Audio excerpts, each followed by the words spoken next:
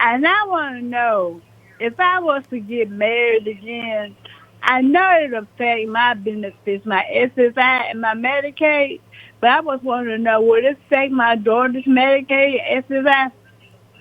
Yeah, I mean, that's a good question. Basically, if you're on any kind of need-based benefits, they're going to look at your household income and determine whether you qualify for those benefits. So, yes, if you get married and you get married and your new husband has income, that's going to look at your situation and it's going to be calculated as a household income. If you got more than $2,000 a month in household income, you're not going to be able to qualify for those benefits. Your daughter would be a little bit different. She would qualify for Medicaid, but I don't know about her SSI. So that's something you can talk to the Social Security office about that. You can make an appointment, you can call in, and they're really honest and will absolutely tell you what's going on. Do we have another caller on the line? Okay, we don't.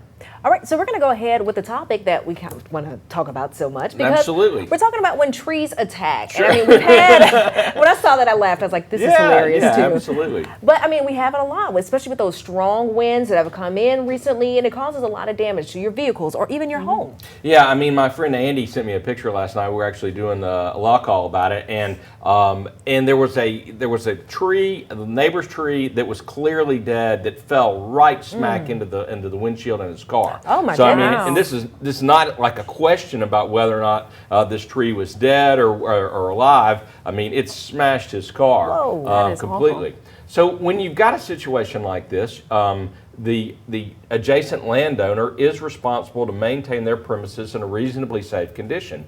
And if they knew or should have known that this tree was dead and dangerous, then they are going to be liable for the repairs to his vehicle and the removal of the tree from his property. In this situation, you look at it and say, well, the tree was clearly dead. That's where they're going to know or should have known that it needed to be removed. And in fact, my friend says that they'd already had a conversation about taking out the tree. The neighbor didn't want to pay for it, but their insurance company or the neighbor's going to have to pay for not only the tree removal but the damage to the vehicle at this point.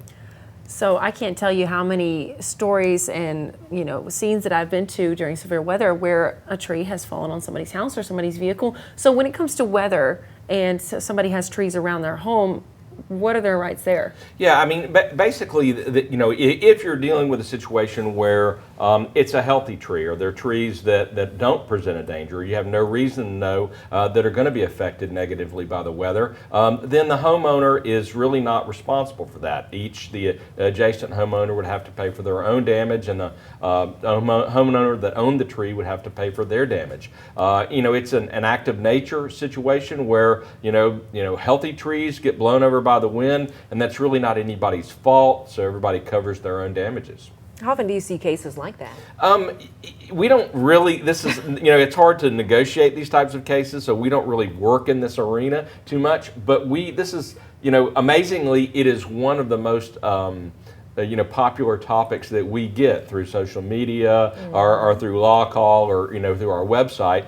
So we like to talk about it and make sure everybody's up to speed on the law. Yeah. Love it. Well, I want to thank you so much for coming by. And while we were showing the pictures, we also showed the blog post that you all have. Absolutely. Well. Yeah. If you want more information about it, you can go to law-injury.com, and we've got a blog post about trees, neighbors, and the law. And you can read up about what your responsibility is and what you may be able to recover if something happens.